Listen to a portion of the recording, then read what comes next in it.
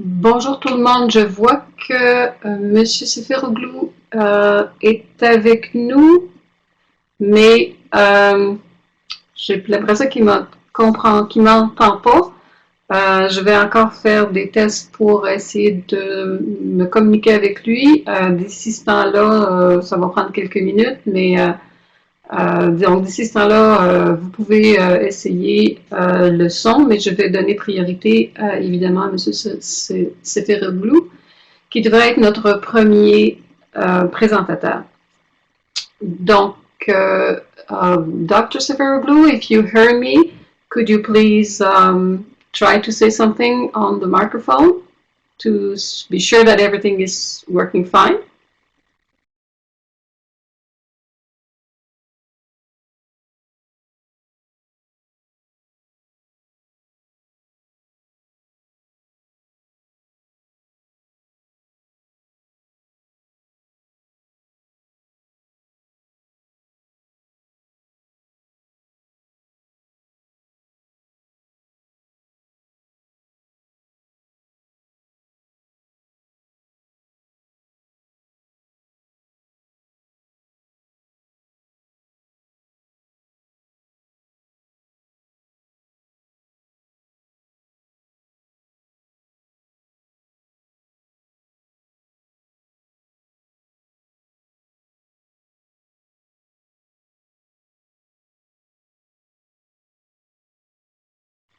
Mr. Seferoglou, no, we cannot hear you at the moment. Could you do the audio test again and go through that process the same way you did the first time?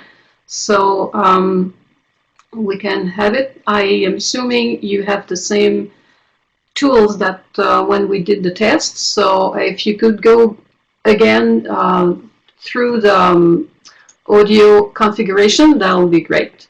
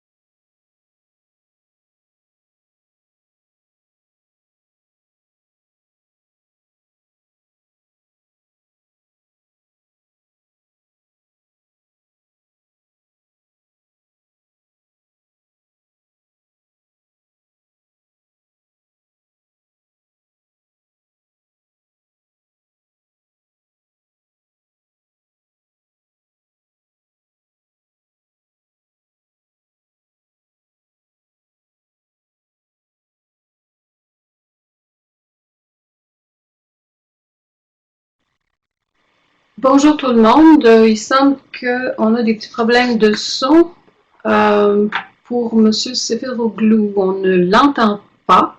Je présume qu'il a essayé de parler.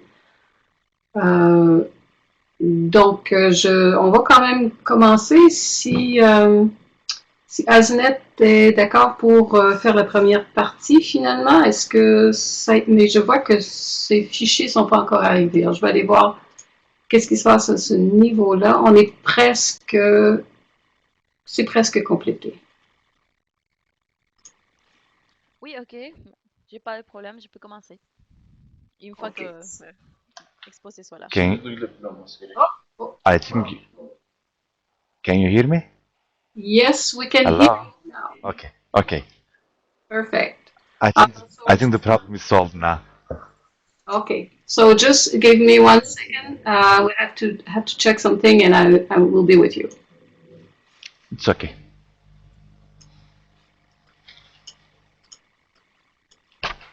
Oraya tıklamayı unutmuşum tabii.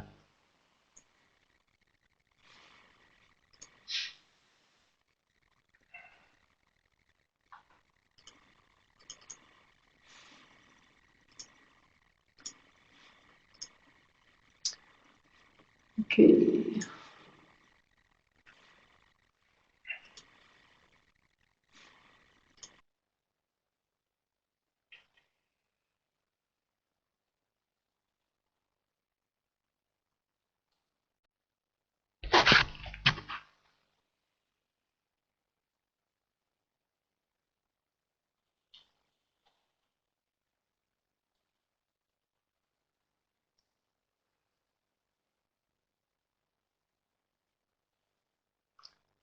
Sen görünüyorsun orada. Bir sorun olmaz zannetmem de yani haberin olsun. Haberin Dr. olsun. Seferoglou, please, could you close your microphone while you're not talking because we can hear you? Okay. I will be with you in about 1 second. I'm almost done with a little technical problem here.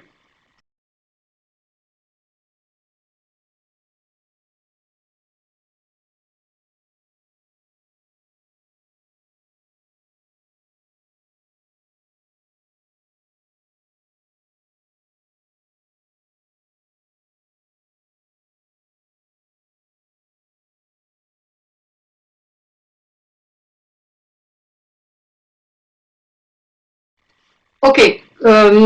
Bonjour tout le monde. Je m'excuse pour le petit problème qu'on a eu d'avant. Donc, bonjour tout le monde. Je suis en train de faire le transfert de PowerPoint de Madame... excusez. Je fais 3 choses en même temps, ça va pas bien. De Madame Patino. La conversion est en train de se faire, donc il devrait nous arriver. D'ici ce temps-là, on va pouvoir commencer. Je rappelle à ceux qui ont besoin d'interprétation, vous devez utiliser le téléphone. I would like to remind everybody that if you need to have interpretation, you need to go with the telephone. J'aimerais d'abord rappeler que l'atelier est enregistré, de même que les interprétations. Les codes qui vous ont été envoyés vous donnent accès aux activités auxquelles vous êtes inscrits. Je rappelle à ceux et à celles qui utilisent les services d'interprétation que pour faire une intervention, vous devez toujours utiliser le microphone de votre ordinateur. Lorsque vous intervenez, pour faciliter le travail de l'interprète, il serait préférable d'avoir, si possible, un débit moyen ou, si vous voulez, un débit qui n'est pas excessivement rapide. Puis enfin, j'aimerais remercier notre commanditaire SVI Solutions pour nous permettre d'utiliser l'outil de webconférence VIA. Alors, cette troisième série d'ateliers vous invite à explorer les pratiques de conception pédagogique dans le monde. Aujourd'hui, on va visiter la Turquie et le Mexique.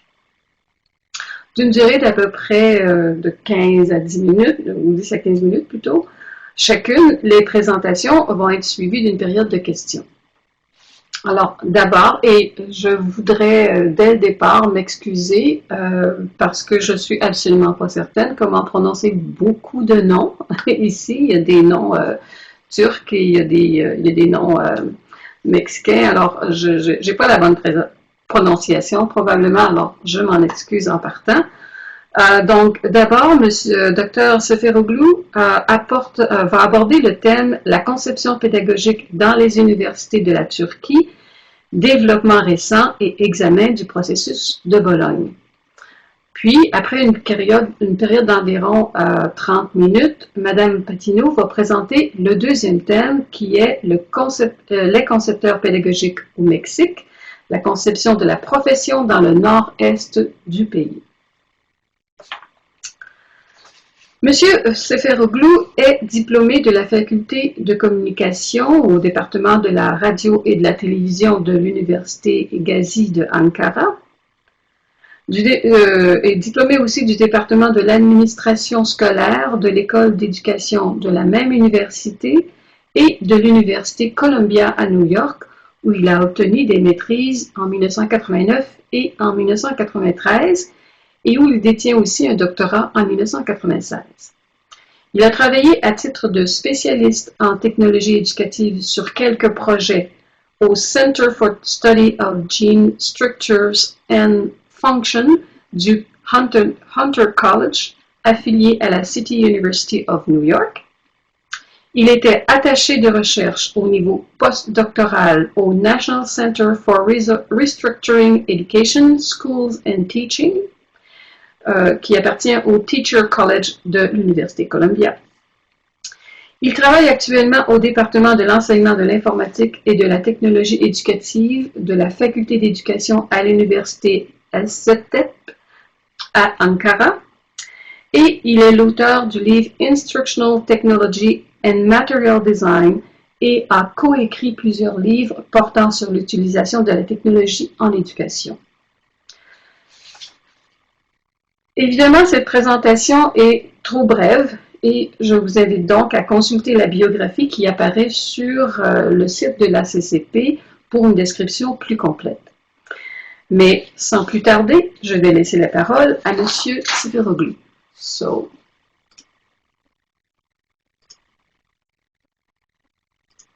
here.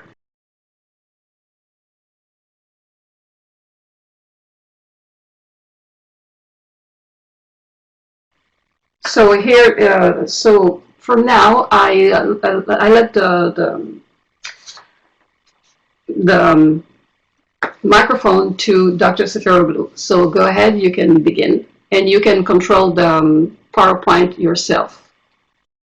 The European higher. Hi everybody. My name is Sadi Seferoglou. As Carol mentioned when introducing myself, I am a faculty member at Hacettepe University at Faculty of Education.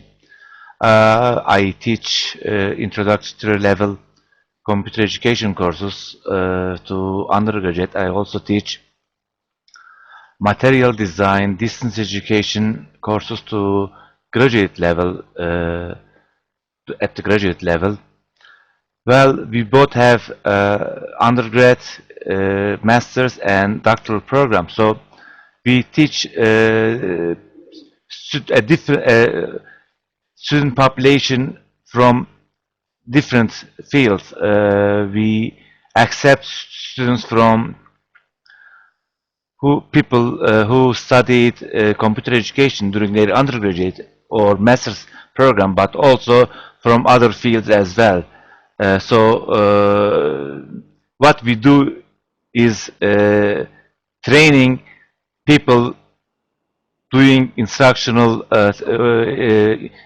integrating instructional technology in their field, specific fields. In my presentation, I basically will talk about a general look at the education system in Turkey. Then I will be mentioning about the structure of Turkish higher education within that system. Then I will talk about something called Bologna process, which Turkey has been involved since 2001.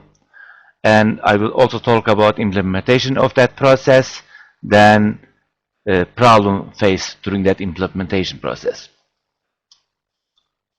Of course, I will also talk about benefits we received as Turkish education. I missed that part, sorry. Turkish education is a highly centralized system. We have pre-primary education, primary education, secondary education, and higher education within that formal system. Pre-primary education includes age groups of 3 to 5. Primary education age group is from 6 to 13, which also known as elementary and middle schools. It lasts 4 years each. It is mandatory for all students and it is also free at public education institutions. Secondary education is also known as high schools. It consists of general or vocational or technical high schools. It also lasts 4 years. It is also compulsory and it is free at all public schools.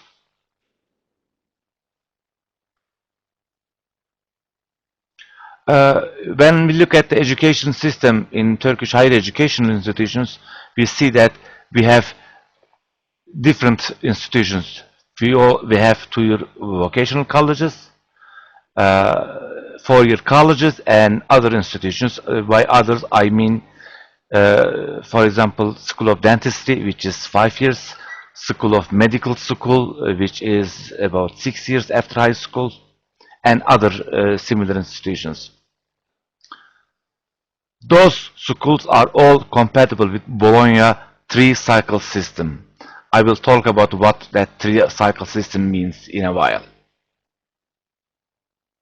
3-cycle system means has 3 subcategories: short cycle programs, which include schools which gives associate degrees.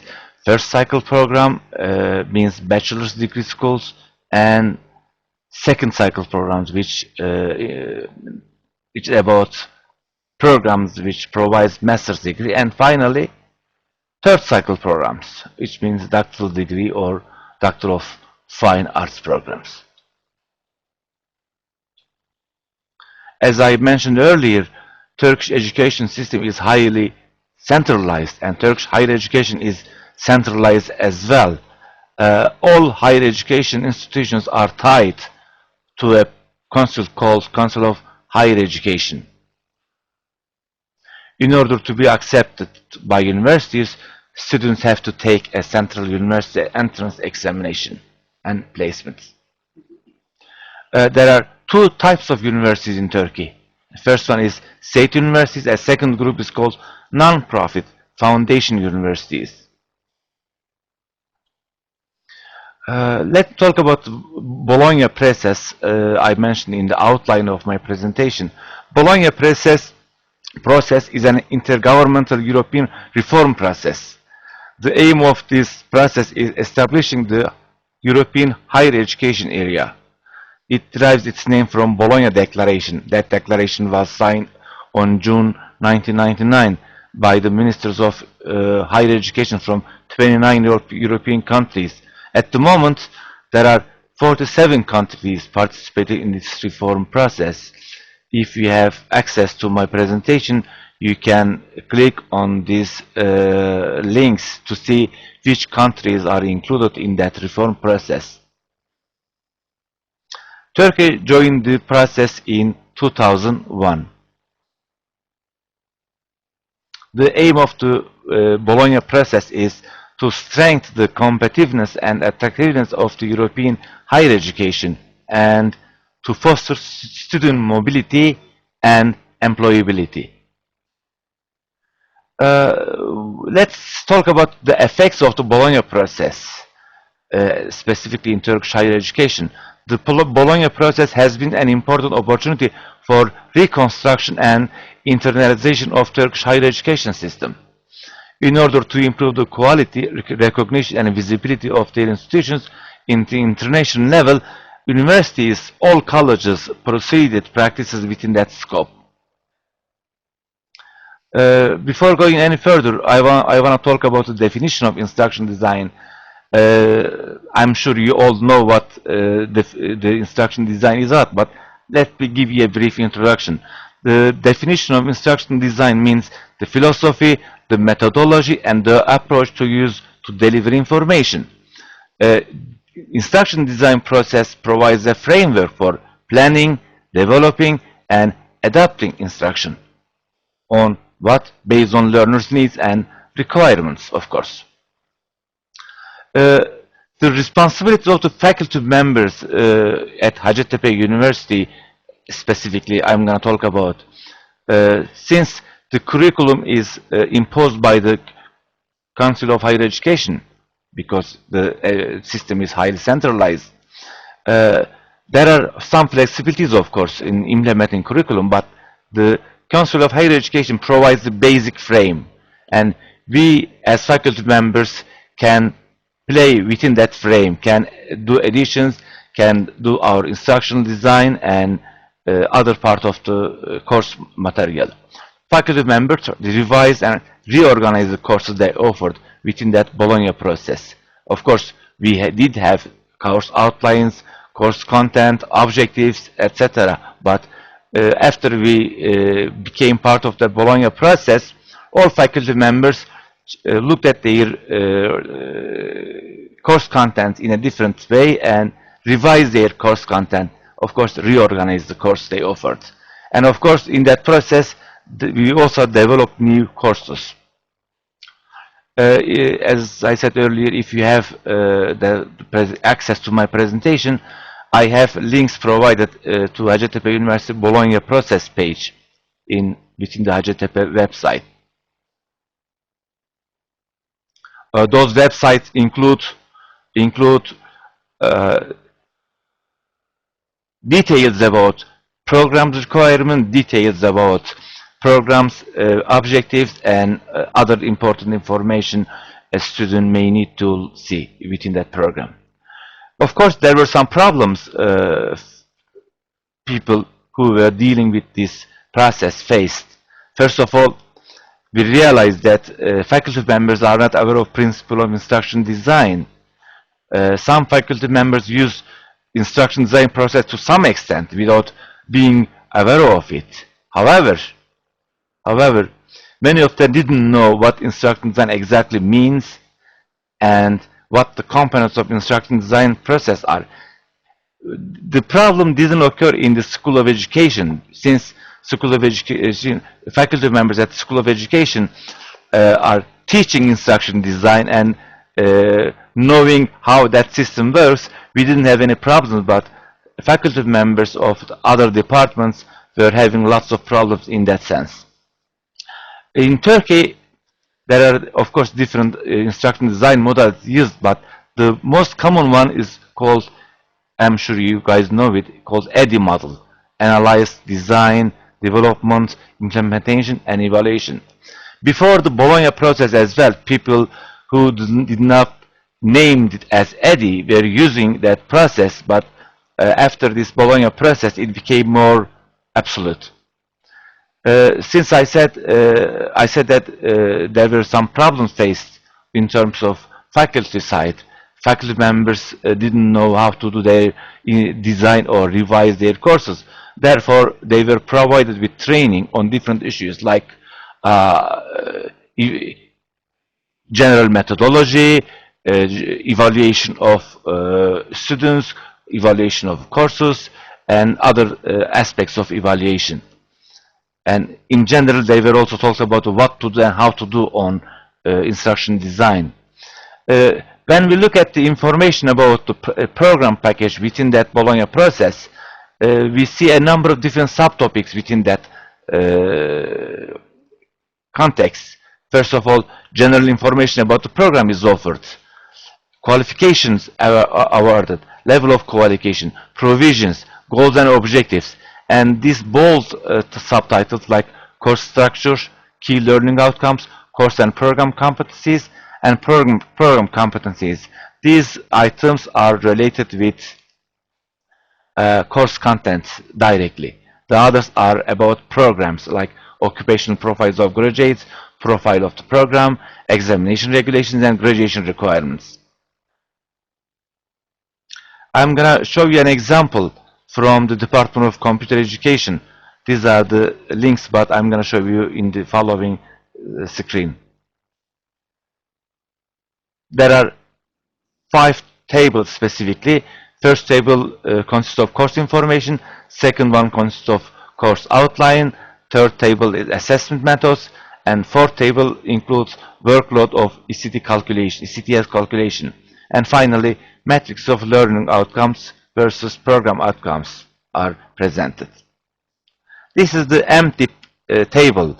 Course name, course code, the semester it's offered, and the credits, theoretical and application credit, and whether it sells any laboratory credits and national credits. Finally, European Credit Transfer System credits. Let me show you an exact example. This is a course I offered in my master's program. The course title is called Technology Implementations in Schools.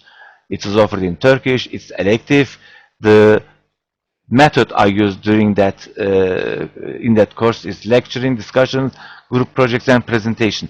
And here I listed course objectives, and it is a 4-credit, 3-credit course for 2 theoretical and 2 applicationals. And its national credit is 3, but its European Credit Transfer System credit is 7. That means if someone from Europe, one of the members of that system, comes to Turkey and wants to take that course, he or she knows that the workload of, has some idea about the workload of that course. This 7 credit is related with the workload a student face. And the table continues. Learning outcomes are listed here. So, let me tell you about one of the learning outcomes. Knowledge of basic concept of instructional design, ability to understand the need of instruction, ability to design instruction for a course by using multimedia environment. And course content includes information about specifically what we are gonna do in that course. Of course, the package, the table has references as well. These references, of course, are optional, but at the end of the references, there is one item called reading package. With the faculty members give a list of reading package to the students so that they can select within that package according to the weekly schedule of the course. The table 2 is course outline, weekly course outline. I didn't provide here an example, but you know, it includes the activities planned week by week. The third table is called assessment methods. Here is an example. Attendance, I am not giving any point for attendance. I don't have any laboratory, but since this table is fixed, I have to keep all of them, but use only whatever applies to my course. Assignment is 12 weeks. The course is for the semester is 12 weeks, but I put 12 weeks for assignments, 2 weeks for presentations, twice actually. 1 for presentations, 2 for midterms, and 1 for final exam. Completely it's 14 plus 1. And percentage of the workload for each week is, each activity is presented at the right side of my table. Let me give you an example. For assignments, it's 15% of the whole grade. The final exam is 40% of the whole grade, and the total is 100%. The fourth table is, the fourth table is workload of European Credit Transfer System calculation. Here is an example how it works. Course duration is 14 weeks. Duration is 2 hours. Total workload is 28 hours for each student. Applications, 14 weeks, 2 hours for each student. That means 28 hours for each student per semester. Study hours out of class, 12 times 4 hours each. That means 48 hours per semester per student. Presentations, 6 hours, which means 12 hours. Projects, each one has one project and they have to spend 10 hours. Its total workload is 10 hours. Homeworks, 12 homeworks, each one is takes 4 hours and totally 48 hours. There is also midterm and final exam, but in total, each student spends 240 hours per semester. When we design our courses, we have to make sure that each student can spend can spend the time allocated or the time expected from student is reasonable. You just can't expect more than what they can take off. The table 5, the metrics of program outcomes versus, let me show you that screen again. Program outcomes versus learning outcomes. This learning outcomes versus program outcomes metrics was the most problematic one for the faculty members. Let's see the program outcome. These outcomes are the outcomes of our Department of Computer Education and Instruction Technologies program outcomes. There are 12 outcomes, and one of the table shows whether all these outcomes can be reached through the course I am offering. The first outcome, approaching the theories and practices in the field of computer education instruction technology by utilizing scientific and higher order thinking skills. I say yes, the course will contribute to that program outcomes. And another one, I thought that outcome number 4 had no contribution to that course. I mean, this course had no contribution to number 4 of program outcomes. I'm not going to read all of them, but you know, there are 12 outcomes for the specific program I was talking about, master's program in my department. Instead of implementing the whole university, the university decided that the 3 or 4 faculties, I think there were 3 faculties were selected as pilot faculties. One of them was School of Education. After the pilot implementation, all other departments and schools became part of the process. One of the common problems was, as I said earlier, having difficulties in matching the learning outcomes versus program outcomes. Let's talk about the conclusion. It's clear, of course, that Bologna process gave faculty members a chance of taking at their course information a different look, because sometimes as some faculty members do not look at their course outlines as long as somebody reminds them, or as long as they realize that students are having problem with adapting the information they get from the course into their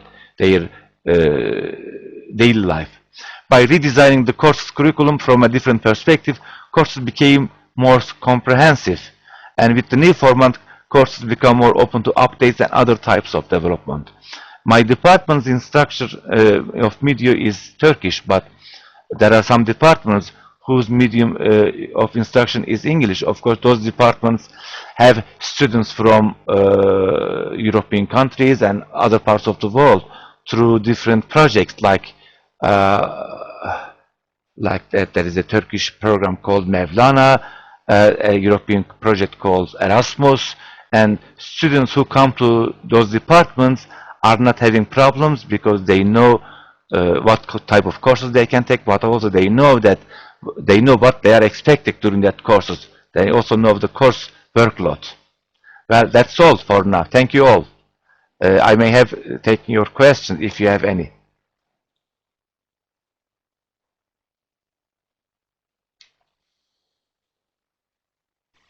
Well, thank you, Dr. Seferoglou. So, if somebody had, yeah, Claude, go ahead. Tu peux, t'as la parole.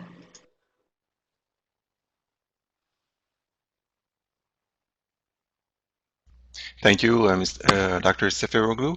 I wanted to know if all your classes were in class or campus courses, or if you have also online courses or hybrid courses, blended courses. Well, we have blended courses. I mean, in my department, we don't have online courses completely online. We don't prefer to use that system for different reasons. We want to do face-to-face instruction and support it with online support systems. We also have some programs which has online support system like teaching English, but you know, none of the courses is provided online at the moment, at least in my college. But there are some colleges which offer some courses online to completely only final exams are done face to face.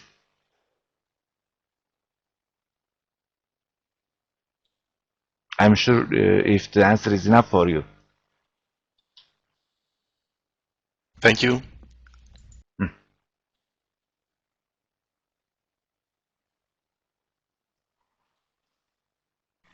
Dr. Saruglu, there's somebody who write a question on the chat. So you Okay. can, maybe you can read it.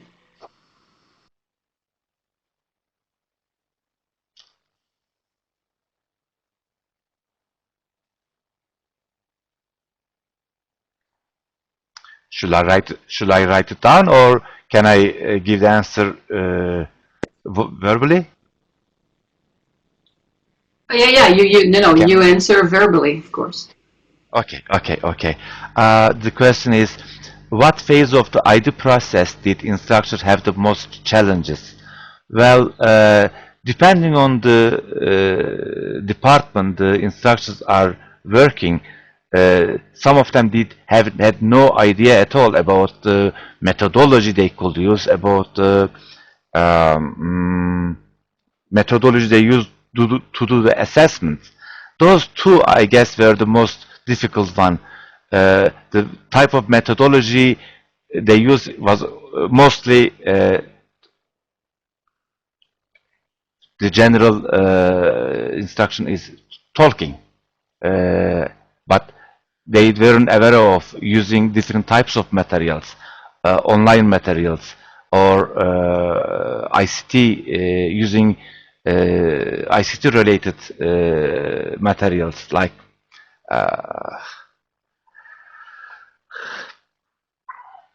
well, let me forget it.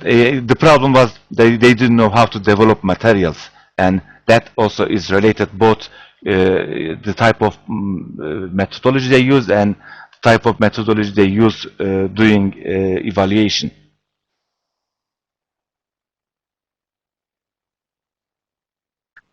Thank you. I'm not sure if I see the question that you are answering, actually. I hear, just to be sure, there's another comment, Bonnie.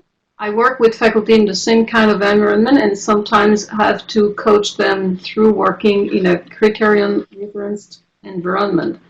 Bonnie, could you tell us if the first question was correctly answered?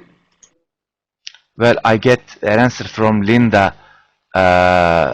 She says that she agrees that material development is a challenge as well. Well, I guess when you talk about developing of materials, you also talk about the learning objectives, which is tied to the material you use, and the methodology you use to teach, and the evaluation assessment method you use to evaluate, and they all tied to the material you use, or different type of materials you use. And I guess the most difficult challenge was on the faculty side was using developing the materials and indicating that in that Bologna process course information package.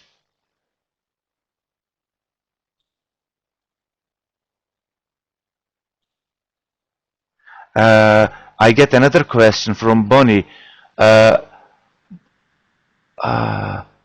Faculty think lecture is teaching. Lecture means teaching, evaluation means exam. I agree. That's what the problem, I think.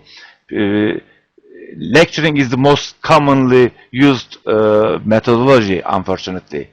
But you know, when you have interaction among faculty members, then you learn from each other. We have a program called Training of Trainees in at the university. If you want to get a promotion, you have to provide, you have to, there are some requirements. One of the requirements is getting certification from the program called Lifelong Learning Training of Trainees program. At that training program, faculty members are giving courses on general psychology, developmental psychology, classroom management, material development, and assessment methods. And last week there was one program where I was in. I realized that there were almost 60 people in one class. 95% of them were extremely happy to be there. Usually people are not very happy to be seen as students. They think that they know everything about teaching, but you know, when they involve in such programs, they realize that they have a lot to learn. And the most common one is, as Bonnie said, yes, lecturing is considered as teaching, but lecturing is only one part of teaching. Thank you. Grading a class, they get nervous if everyone achieves all the outcomes. Well, it depends on the course, it depends on the faculty member, I guess. I know that some faculty members are extremely strict on giving grades, and the more students fail in your class means for them the more successful you are. Of course, we know that that's something else. Grading is something else. Achieving the learning outcomes are something else, actually. But you know, if we compare the learning outcomes and grading the students, we have to look at with different glasses. It depends on how we interpret that passing or achieving the learning outcomes. Are they talking about? I'm sorry, I can't. Okay. What does your student think of the Bologna process? Are they talking about it? Do you observe real effect on their learning? Is it more exportable? Well,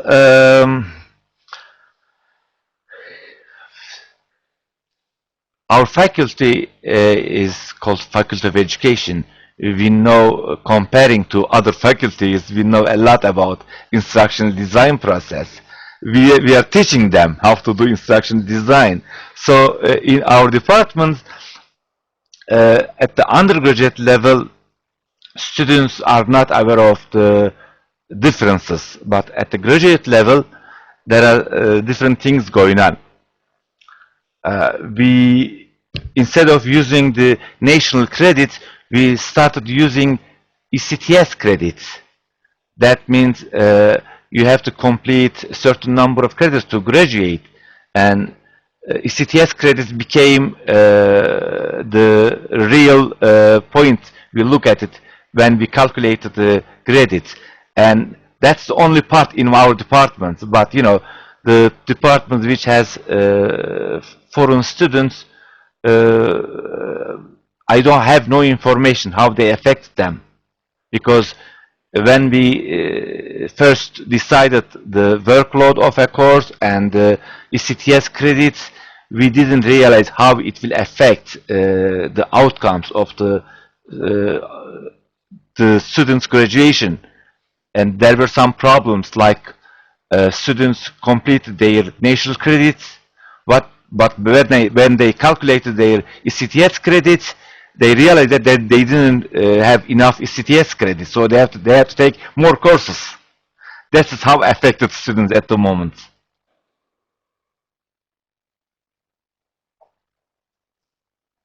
But let me add something else. The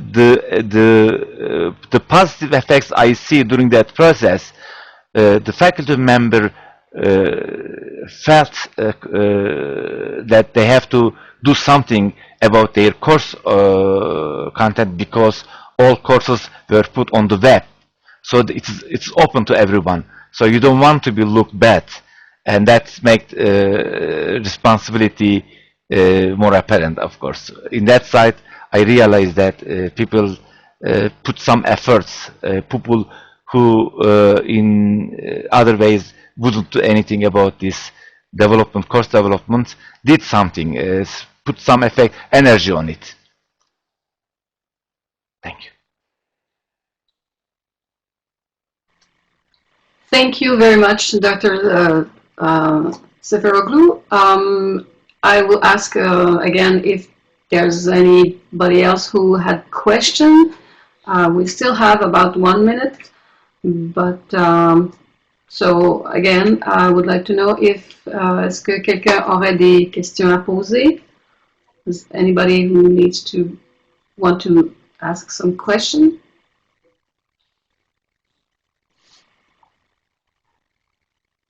OK. So, merci beaucoup, Monsieur Seferoglu. Nous allons maintenant passer à la deuxième présentation avec Madame Patino. Donc, Madame Asenet Patino est la première, en est à sa première année en tant que candidate au doctorat en technologie éducative de l'Université Laval. Je vais lui donner la parole ici, voilà. Alors, et ses directrices de recherche sont Margarida Romero et Dr. Sabrina Priego. Asenet détient un baccalauréat en linguistique appliquée et une maîtrise en enseignement supérieur de l'Universidad Autónoma de Nuevo León. Elle est titulaire d'une bourse prestigieuse du Consejo Nacional de Ciencia y Tecnología. Ses recherches se concentrent sur le développement de la conception de jeux sérieux, le serious game, en vue de l'apprentissage de langues étrangères. Ses expériences antérieures comprennent l'enseignement de l'anglais et du français comme langue étrangère à l'UANL, à l'Université del Valle de Mexico, et à l'Universidad Tec Milenio, et la conception de cours de français pour les étudiants et étudiantes de premier cycle dans le cadre d'un poste de conceptrice pédagogique à la Pige pour l'Instituto Tecnológico y de Estudios Superiores de Monterrey. J'espère que j'ai à peu près bien prononcé. Donc, sans plus tarder, je vais laisser la parole à Madame Patino. Bonjour, mais merci pour la présentation. La prononciation était correcte, pas de problème. Je vais te demander de parler un petit peu plus. Oui, bien sûr. Je suis très contente de participer dans cet atelier aujourd'hui. Je vais vous présenter les avances d'une recherche que j'ai commencée il y a quelques mois pendant mon temps libre. C'est les concepteurs pédagogiques au Mexique, la conception de la profession dans le nord-est du pays. Donc, je vais commencer par préciser quelques informations sur moi et les contextes de cette recherche. D'abord, je me présente en utilisant la version courte de mon nom, Asenet Patino. Je suis originaire de Monterrey, dans la région de Nuevo León, qui se trouve dans le nord-est du Mexique. En 2013, comme Carole mentionnait, j'ai postulé ma candidature pour une bourse CONACYT. Je l'ai obtenue et depuis janvier 2014, j'ai poursuivi des études doctorales en technologie éducative à l'Université Laval. En tant que doctorant ou étudiant de doctorat, J'ai fait connaissance de Carole Roy, la présidente de l'Association canadienne des concepteurs et conceptrices pédagogiques. Et comme j'ai travaillé comme conceptrice pédagogique indépendante pour l'Institut technologique d'études supérieures de Monterrey, elle m'a invitée à participer dans cet atelier. Donc, étant donné que le Mexique est un pays avec presque 120 000 millions d'habitants, je n'ai pas voulu vous présenter mon témoignage comme conceptrice pédagogique comme si c'était une représentation de la profession dans les pays entiers. Donc, d'abord, j'ai voulu cibler une région en particulier. C'est le nord-est mexicain. C'est la région où j'ai eu de l'expérience professionnelle. Et si vous voyez l'image, bon, la carte, ici la région est représentée. Le nord-est du Mexique compose trois régions, Coahuila, Nuevo León et Tamaulipas. Aussi, je dois dire qu'en cherchant les documents pour préparer mon intervention dans cet atelier, je me suis rendu compte qu'il y a peu d'études portant sur la conception pédagogique au Mexique. C'est pour ça que j'ai décidé de mener une étude exploratoire de type qualitatif qui a pour objectif principal celui de mieux comprendre et expliquer les phénomènes de la conception pédagogique comme profession au Mexique. Comme la perception que les participants ont de ces phénomènes est privilégiée en tout moment dans cette étude et je fais un effort pour intervenir le moins possible dans le but de ne pas altérer les données des participants. Je peux dire que cette recherche a une approche phénoménologique telle qu'elle est définie par Poisson en 1991.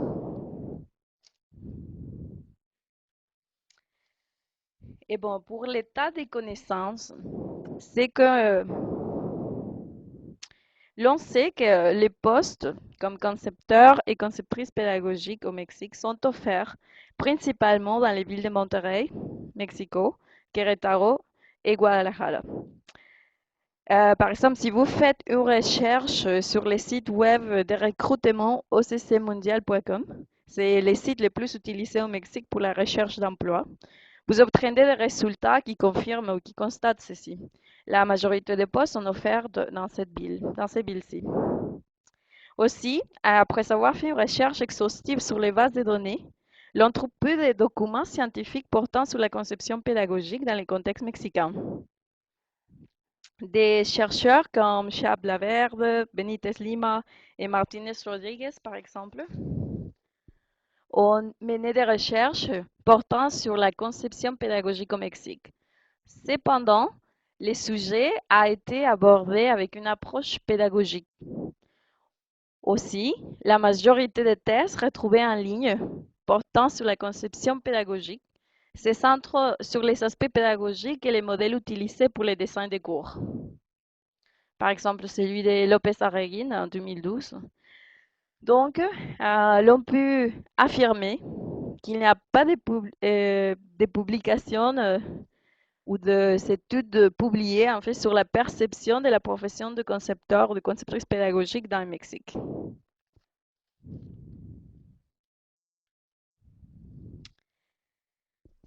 Dans le but de mieux comprendre ce que représente être concepteur ou conceptrice pédagogique dans le nord-est mexicain, cette étude vise à répondre aux questions de recherche suivantes. Quel est le contexte de travail des concepteurs et conceptrices pédagogiques travaillant dans le nord-est mexicain? Quelles sont les tâches de ces spécialistes? Quels sont les problèmes auxquels ces spécialistes font face? Par conséquent, les objectifs de recherche de notre étude sont d'abord déterminer les caractéristiques du contexte de travail des concepteurs pédagogiques et conceptrices pédagogiques travaillant dans le nord-est mexicain, identifier les tâches de ces spécialistes et examiner les problèmes auxquels ils font face.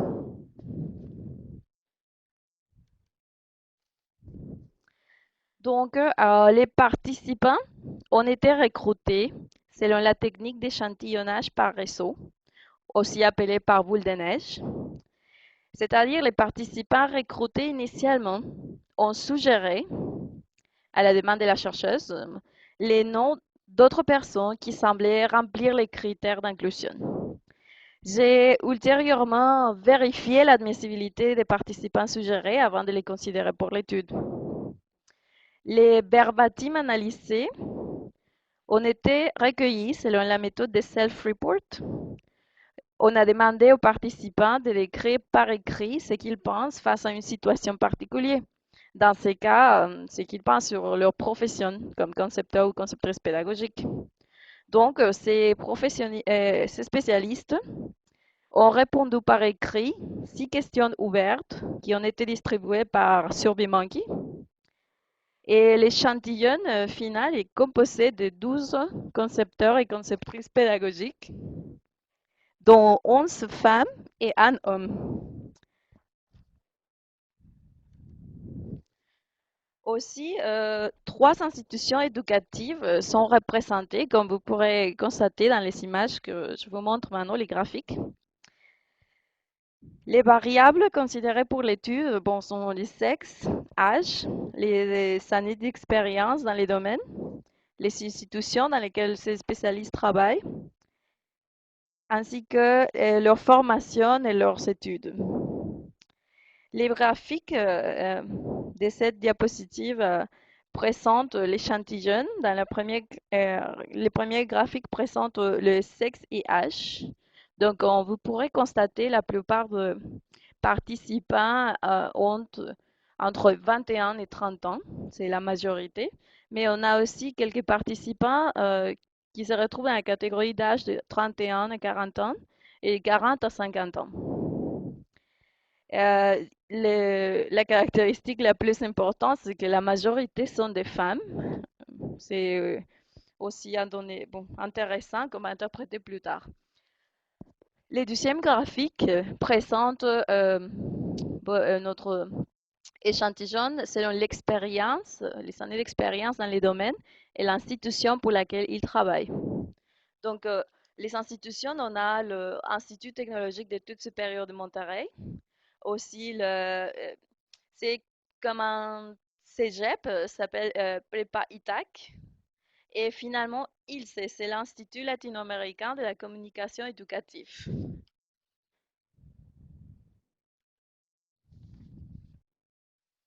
Pour l'analyse des données, les textes ont été récupérés et ils ont été analysés en utilisant les logiciels QDA Miner. Le codage des textes a été réalisé selon les étapes proposées par l'écuyer pour l'analyse des contenus. Ça veut dire des lectures préliminaires ont précédé les choix d'unités de classification qui ont été regroupées sous des thèmes plus généraux ou aussi appelés codes cheville. Ultérieurement, le processus de catégorisation et de classification a eu lieu suivant les modèles de catégories induites du matériel analysé. Les catégories principales, ils ont été 4 catégories principales en fait, qui ont été retenues pour les exigences de l'employeur, c'est-à-dire les institutions éducatives dans ces cas, la formation en entreprise, et cette catégorie on peut dire qu'elle est associée aux exigences, la première catégorie, dans le sens où elle fait référence aux formations offertes et exigées aux concepteurs pédagogiques travaillant dans l'institution. Aussi, les activités, ce sont les activités professionnelles mentionnées par les participants. Et finalement, les problèmes. Les participants ont été demandés de parler des aspects positifs et négatifs de leur profession. Donc, l'analyse des contenus a permis d'identifier les problèmes auxquels ils font face, comme on verra dans la diapositive suivante. Donc, les exigences ont été classifiées dans 12 sous-catégories. D'abord, ce sont les exigences aux candidats qui postulent pour obtenir un poste de concepteur ou conceptrice pédagogique dans les institutions. Et la deuxième catégorie est constituée par les exigences aux employés une fois qu'ils obtiennent les postes et quand ils travaillent déjà dans l'institution. Les exigences aux employés se divisent aussi en compétences langagières et compétences didactiques et traits de personnalité. Et comme je vous dis, toutes ces catégories ont été induites du matériel analysé jusqu'à ce moment-là. Pour la formation en entreprise, pour la formation offerte, et, et la majorité du temps exigée aux concepteurs et conceptrices pédagogiques, porte sur des aspects différents qu'on va analyser plus tard. Et bon, la catégorie qui concerne les activités professionnelles se divise en tâches pédagogiques. Ce sont les tâches des concepteurs pédagogiques du type euh, euh, pédagogique. Comme vous pourrez constater, il y a de l'élaboration de matériel didactique, de design des cours, soit académiques ou pour l'entraînement d'entreprise, support pédagogique aux enseignants et d'autres tâches sont considérées là-bas. Aussi, les tâches technologie ou numériques et finalement d'autres tâches que peut-être seront classifiées plus tard dans une autre catégorie. Pour les problèmes, la dernière catégorie, bon, cette catégorie se divise dans deux sous-catégories. Celle concernant les enseignants ou les experts de contenu, que dans les cadres de cette étude, la majorité d'enseignants sont, la majorité d'experts de contenu sont toujours des enseignants. Et la catégorie concernant les problèmes reliés à la profession des concepteurs pédagogiques. Donc, pour les résultats des recherches, je vous présente d'abord la vision des participants, ainsi que quelques croisements descriptifs pour mieux comprendre et interpréter les données. Dans cette image, j'essaie de représenter la vision des participants de l'étude. Comme vous voyez, la conception de la profession dans le nord-est du pays, selon la perspective des concepteurs et conceptrices pédagogiques, c'est ici c'est divisé dans les 4 catégories que j'ai mentionnées tout à l'heure. D'abord, les exigences pour les employés et les candidats, les problèmes reliés à la profession même, ou aussi aux enseignants et experts de contenu, la formation en entreprise et les types d'activités des concepteurs et conceptrices pédagogiques.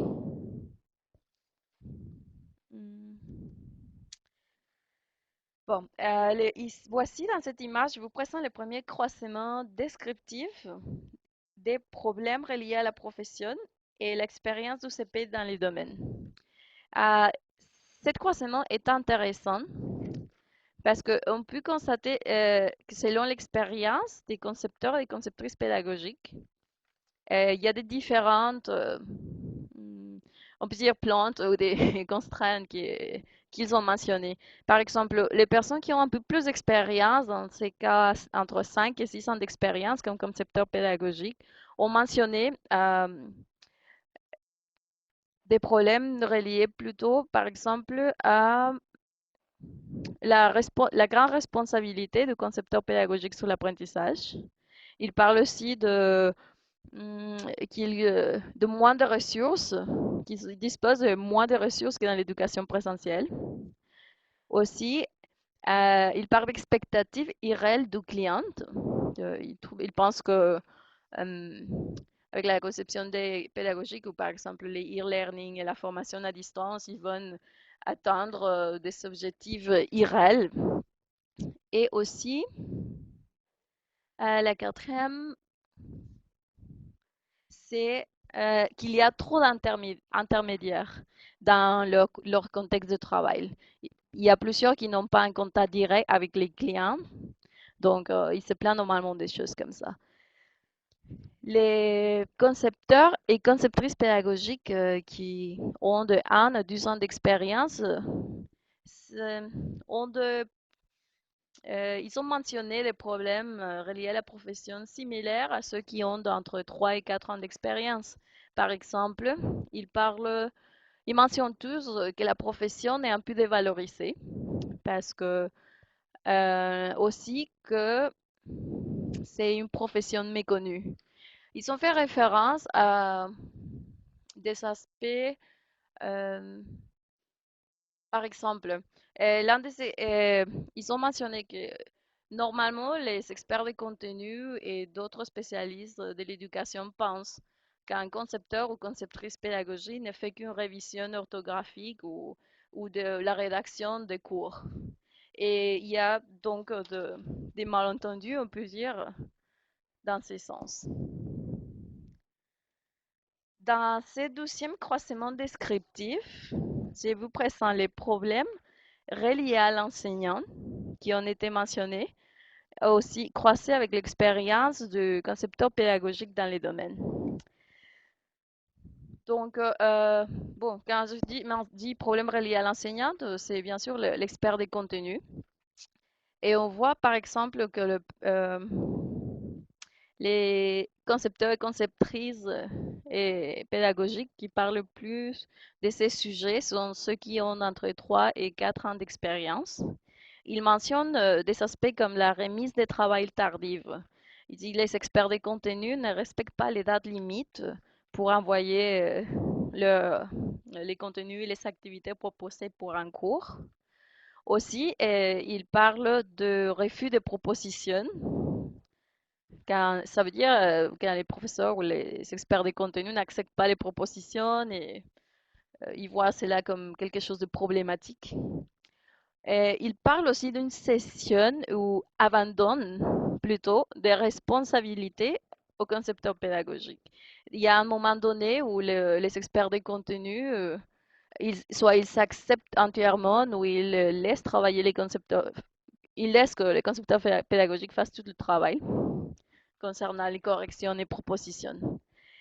Et un problème mentionné aussi par les concepteurs pédagogiques avec plus d'expérience, c'est porte sur la mauvaise structuration des contenus. Ça veut dire bon, la qualité du travail d'expert de l'expert de contenu par rapport à la structuration.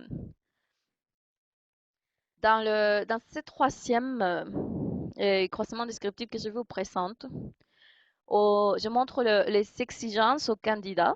Ça veut dire quand les candidats qui postulent pour un poste, pour obtenir un poste de concepteur ou conceptrice pédagogique dans une institution et les institutions éducatives. On voit que la première, les ITESM, ça veut dire l'Institut technologique d'études supérieures de Monterrey, c'est celui qui est plus exigeant dans ce sens.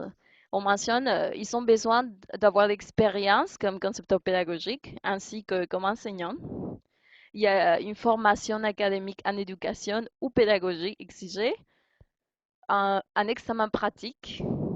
Et ils font très attention à la bonne orthographie et bon, avoir des connaissances en éducation, surtout de nouvelles tendances et être toujours bon, connaître les nouveautés et les nouvelles tendances en éducation. Dans le 12e, comme vous voyez dans la 12e institution, la prépa ITAC, on ne demande que d'expérience comme concepteur pédagogique et une formation académique en éducation ou pédagogie. Et finalement, la troisième institution, ILSE, c'est l'Institut latino-américain de communication éducative. Il ne demande que des connaissances en éducation. Dans ces quatrième et dernière croisement descriptive, je vous montre pour la formation offerte et exigée par les institutions avec, avec les institutions éducatives. Ici, à nouveau, on voit que c'est l'Institut technologique d'études supérieures de Monterrey qui exige et offre la plupart bon, en fait la totalité des sujets de formation comme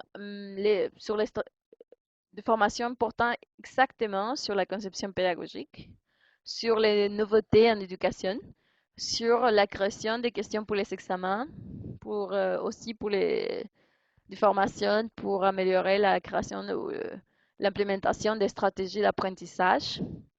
Ils font très important aussi l'orthographie et rédaction et aussi au logiciel utilisé pour le design. À l'ITAC, par exemple, par contre, ils font attention seulement, ils offrent des formations en nouveautés en éducation et en conception pédagogique. Et ils se centrent entièrement sur les logiciels utilisés pour le design. C'est plutôt une formation centrée sur les côtés numériques de la profession. Donc, bon, jusqu'ici, comme je vous disais au début, je présente les avances de cette recherche. C'est pas encore fini entièrement. Il reste encore de faire des croisements avec des inférences et des croisements conceptuels pour interpréter mieux les résultats. Mais je voulais quand même vous partager ceci aujourd'hui. Et par rapport à ce que j'ai jusqu'à maintenant, je peux vous dire que concernant les retombées de l'étude, l'on a obtenu des données intéressantes sur les contextes de travail des concepteurs et conceptrices pédagogiques travaillant dans les institutions éducatives du nord-est mexicain, particulièrement ceux de la région de Nuevo León. Ceci nous permet d'avoir ce qui pourra devenir, constituer un portrait de la profession des concepteurs, conceptrices pédagogiques dans cette région du Mexique. Pour les limites de l'étude, bien que la technique d'échantillonnage par réseau qui a été utilisée est parfaitement valide dans la démarche quantitative, l'étude telle que présentée aujourd'hui n'a pas encore atteint une saturation des données. Je crois qu'avec une technique d'échantillonnage différente, l'on pourrait obtenir plus de données provenant de concepteurs et conceptrices pédagogiques travaillant dans d'autres institutions qui ne sont pas représentées dans les résultats que je vous montre aujourd'hui. Quant aux pistes de recherche ultérieures, je suggère de mener des études de type quantitatif qui pourraient compléter les informations obtenues jusqu'à maintenant, ainsi que faire une recherche comprenant plus de régions, peut-être à une plus grande échelle, pour obtenir des données représentatives du pays entier. Et bon, pour l'instant, c'est ça que je vous présente aujourd'hui. Je vous remercie beaucoup de votre attention et je serai très reconnaissante si vous avez des commentaires et critiques constructives pour cette recherche. Merci. Azenet, c'était extrêmement intéressant. Je vois qu'il y a des questions qui arrivent dans le clavardage. Alors, il y a Brigitte qui demande, ce serait intéressant d'avoir le même genre de recherche au Québec. C'est intéressant comme démarche. Donc, oui, effectivement, je suis d'accord. On pourrait peut-être voir ça même à l'association, ce serait pas mauvais. Est-ce que, donc, sur ce commentaire, j'attends les questions d'autres personnes, d'autres participants. Gênez-vous pas.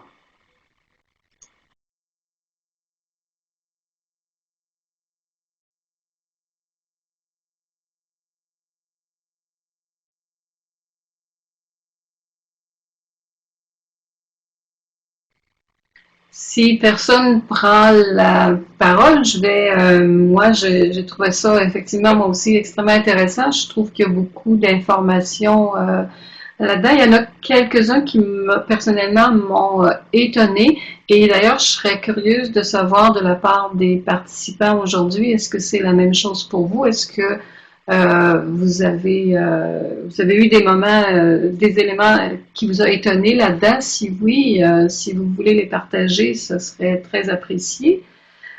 Personnellement, j'ai remarqué dans une des diapositives où tu indiques que et je voudrais savoir si j'ai bien compris, le concepteur pédagogique fait l'élaboration de matières didactiques. En tout cas, c'est, je crois, ce que j'ai lu.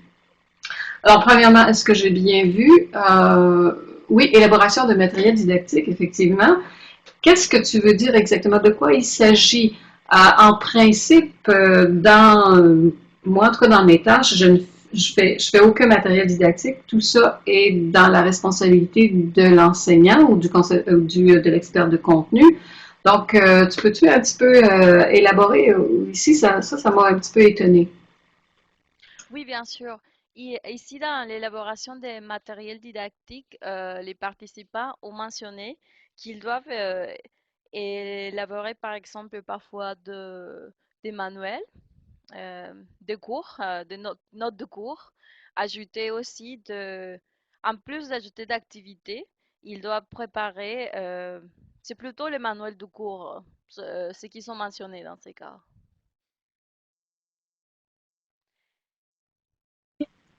C'est réellement de l'élaboration de contenu à ce moment-là qui se trouve à faire, non? Oui, oui, on pourrait dire ça pourrait être aussi fait partie du contenu, mais je crois qu'il y a, bon, il faudrait, et je crois que je vais prendre ceci comme note pour moi, parce que les questionnaires étaient rédigés en espagnol. Donc, la majorité, les participants ont exprimé leur idée en espagnol. Peut-être ici, c'est que j'ai pas utilisé le terme ADK pour, euh, euh, décrire cette catégorie. Donc, je crois que je dois réviser exactement cela pour pouvoir bien décrire les codes utilisés. Car en espagnol, ils ont fait une différence entre, bon, maintenant, si je pense, ça peut être, ça fait partie aussi des contenus. Mais comme ils ont mentionné plutôt la création des manuels ou ajouter des articles et des activités à, à la structure de cours, je l'ai mis comme une catégorie différente, mais je crois qu'il faut que je révise encore cela. C'est, c'est une bonne intervention, merci. Merci beaucoup. Il y a une autre chose que je voudrais peut-être un peu mieux répartir là-dedans. Là, j'ai peut-être tu l'as probablement expliqué, je l'ai peut-être manqué un petit peu. Euh, est-ce qu'on parle ici de conception pédagogique dans le domaine éducatif, là, ou si c'est surtout, je pense que tu parlais aussi de certaines données qui viennent de l'industrie. Euh, est-ce que c'est les deux ou si c'est moi qui ai mêlé là, ou j'avais l'impression qu'on a les deux, mais si oui, est-ce que tu répartis, fais la différence entre les deux champs, entre les deux aspects, la conception pédagogique en milieu, par exemple, universitaire ou collégial, et la conception pédagogique en milieu industriel. Oui, euh, les, oui, j'ai mentionné les deux. Si tu vois, bon, dans la première catégorie de tâches pédagogiques, c'est les dessins de cours d'entraînement pour entreprise et aussi des cours académiques. Mais l'analyse que j'ai fait, ça fait pas encore soit une croisement ou une différence pour voir la différence euh, des tâches des concepteurs pédagogiques qui font exclusivement des cours d'entraînement pour entreprise et ceux qui font des cours académiques. C'est possible que là, il y aura un processus différent et même des tâches différentes. Mais j'ai pas encore arrivé à cette partie de l'analyse. Et oui, il va falloir les considérer, oui. Merci beaucoup. Donc, je voudrais encore m'adresser à aux participants. Est-ce que vous avez des questions? Est-ce que euh, le- oui, je vois quelque chose au clavartage. OK, Brigitte a dit que ce qui l'a étonné, c'est l'anecdote concernant le CP qui est vu comme seulement un correcteur d'orthographe. Effectivement, moi aussi, j'ai trouvé ça étonnant. Est-ce que, est-ce que tu peux en parler un petit peu plus? Est-ce que c'est fréquent? Est-ce que c'est quelque chose qui est vraiment dominant. Là. Ici au Canada, on a d'autres genres de problèmes. Personnellement, ça m'est jamais encore arrivé, quelque chose comme ça. Mais Oui, bon, avec l'analyse des contenus que je fais, il y a euh, quatre mentions. Bon, j'ai pas mis ici les vecteurs, mais oui, il y a eu quatre sujets différents sur 12 qui ont mentionné bon, je l'ai catégorisé comme une profession méconnue, qu'il y a des conceptions différentes ou, euh, moi je dirais malentendues sur ce que les gens pensent que c'est le travail d'un concepteur ou conceptrice pédagogique. Oui, il y a eu quatre personnes qui l'ont mentionné. Et aussi que on le mentionne comme profession dévalorisée parce que je crois qu'il y a une méconnaissance. C'est cette profession, être concepteur ou conceptrice pédagogique au Mexique, c'est pas encore comme très répandu. Comme je vous disais au début, si on fait une recherche d'emploi aujourd'hui dans les sites de recrutement les plus utilisés au Mexique, on aurait un résultat de 11 postes. Et pour une population de presque 120 000 millions d'habitants, c'est presque rien. Donc, je vous parle aussi de, bon, je n'ai pas parlé ça, mais je peux le mentionner maintenant, de la difficulté à retrouver, à contacter des concepteurs ou conceptrices pédagogiques. Pour cette étude, j'ai dû utiliser l'échantillonnage par réseau, désolé, euh, parce que c'était la seule option de les contacter.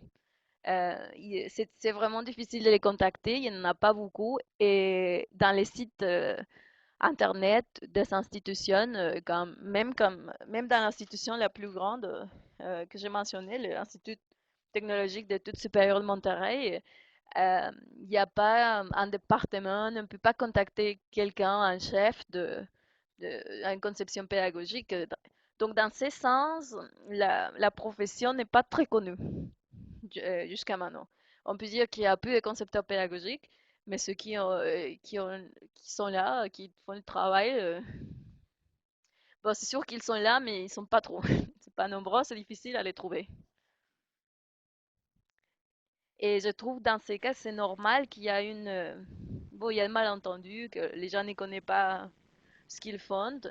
Et une autre chose intéressante, c'est que les problèmes qui sont mentionnés, que c'est une profession dévalorisée.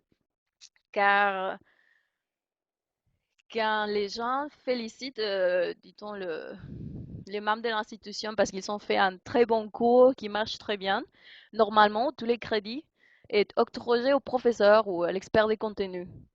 Et c'est comme si les concepteurs ou conceptrices pédagogiques étaient invisibles s'ils n'étaient pas là, s'ils n'avaient pas fait son travail. Bien que c'est vraiment beaucoup de travail qu'ils font pour accomplir vraiment la tâche. Et bon, c'est une des choses qui ont été mentionnées. Comme je vous disais, il faut encore approfondir l'analyse, c'est pas encore fini. Et je crois qu'il y aura encore des informations intéressantes à sortir ici.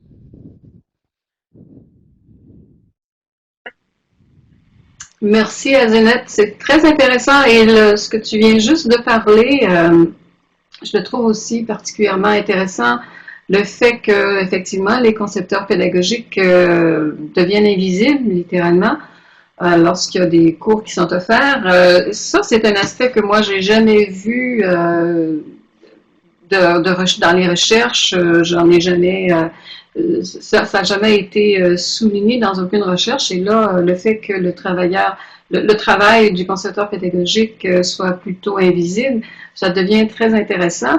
Personnellement, dans mes pratiques, à chaque fois que j'élabore un cours, je mets toujours une page où il y a la distribution complète, donc le nom de tout le monde est indiqué, du concepteur pédagogique, du technicien, vidéo si on a eu de vidéos, qui a fait les vidéos, etc., le designer, etc.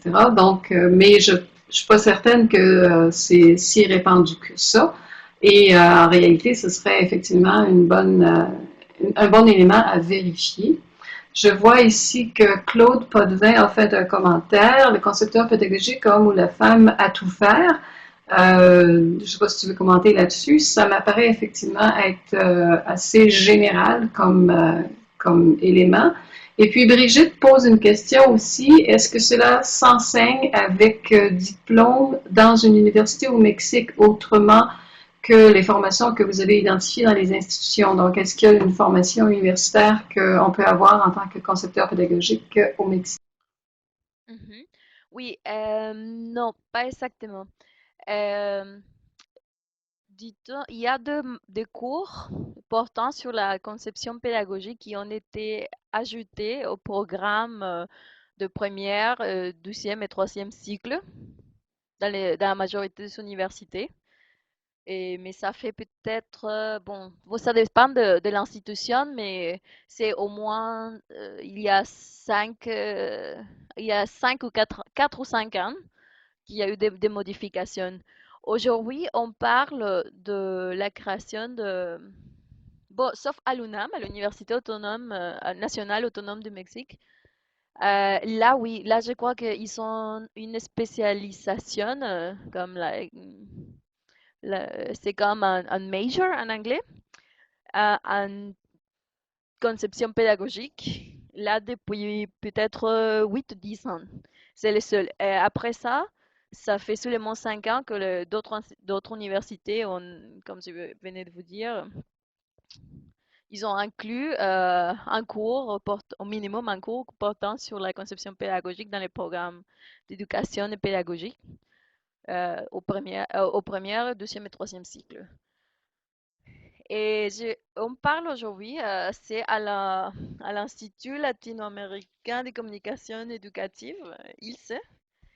Ils sont en train de bon, suivre les démarches avec les secrétariats d'éducation du Mexique pour ouvrir les premiers programmes de baccalauréat en conception pédagogique. Mais ces projets n'ont pas encore été approuvés. Ils sont en train de les faire. Ils s'envisageaient de les faire de commencer en 2015. Mais pour l'instant, on n'a pas encore de nouvelles. Il faut encore attendre pour voir si ça représenterait ça serait les premiers programmes, premier cycle portant exclusivement sur la conception pédagogique.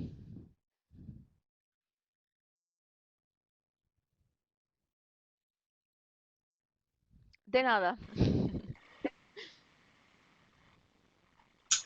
Merci beaucoup, c'est extrêmement intéressant. On peut donc en conclure ou en tout cas espérer que avec les cours qui vont s'ouvrir, la profession va être mieux connue et éventuellement plus répandue. J'imagine que si on prévoit des formations, c'est parce qu'on considère qu'il va y avoir quelque chose qui a un besoin quelque part pour des concepteurs Oui, tout à pédagogiques. fait.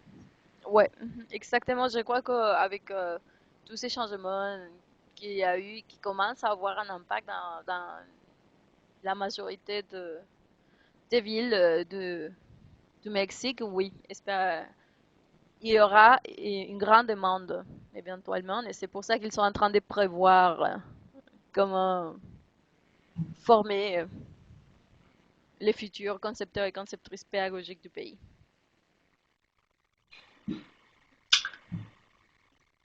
Je te remercie beaucoup. C'était vraiment extrêmement intéressant. Je reprends encore une fois, je redonne la parole aux participants. Si vous avez des questions, n'hésitez pas. On arrive presque à la fin, mais il reste encore quelques minutes. Donc, vous pouvez lever la main et poser la question directement ou utiliser le clavardage. Euh, Peut-être une dernière question. Tu dis que la recherche que tu as faite est donc pas complètement terminée. Elle est pas encore. Il reste encore certains éléments à croiser, certaines informations à croiser. Est-ce que tu comptes la poursuivre? Est-ce qu'on va pouvoir avoir la suite à un moment donné? Et je voudrais bien, oui, parce que je trouve que c'est vraiment intéressant et vu qu'il n'y a pas des recherches quantitatives ou qualitatives portant sur un sujet comme celle-ci, je crois que ce serait important d'essayer de le publier. Mais pour cela, il faut encore que je travaille encore sur ceci pour avoir, pour l'améliorer avant qu'il soit publié, bien sûr. Oui, j'aimerais bien continuer avec. Je crois que je vais le faire à fur et à mesure mes possibilités parce que c'est une recherche que j'ai fait dans mon temps libre. C'est pas dans le cadre de mes études, mais oui.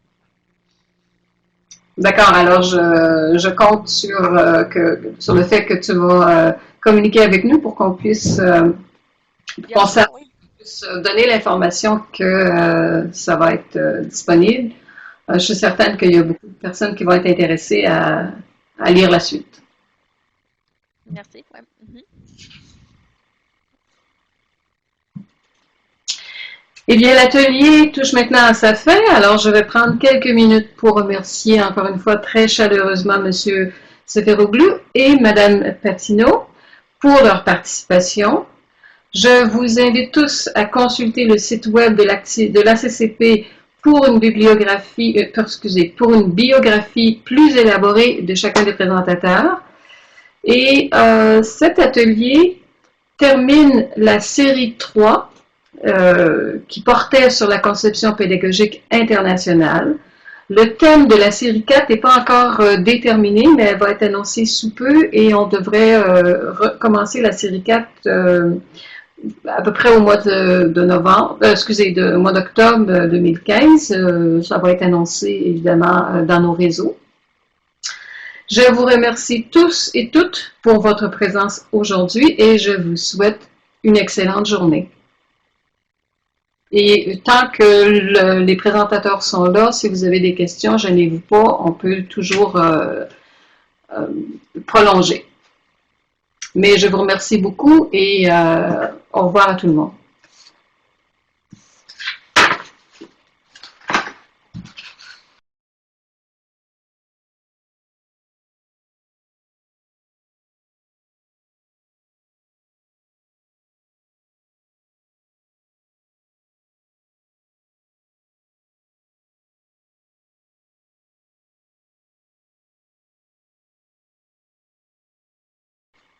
Je profite des dernières petites secondes pendant que tout le monde quitte pour vous dire que les présentations PowerPoint vont être disponibles. Je vais remettre aussi une copie de l'enregistrement à chacun des présentateurs, donc vous allez recevoir ça d'ici quelques jours. Et évidemment, vous pouvez toujours consulter la présentation pour les prochains 6 mois à n'importe quand.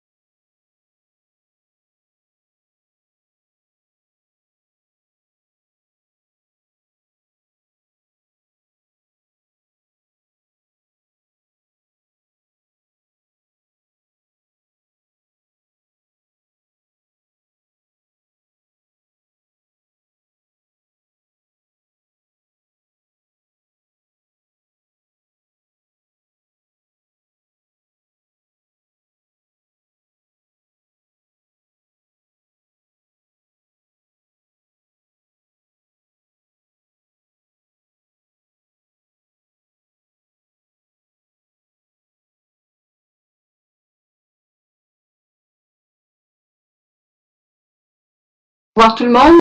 Alors, donc, au revoir tout le monde et je vous souhaite une bonne journée. Je vais fermer la conférence puisqu'il n'y a plus d'intervention. Au revoir.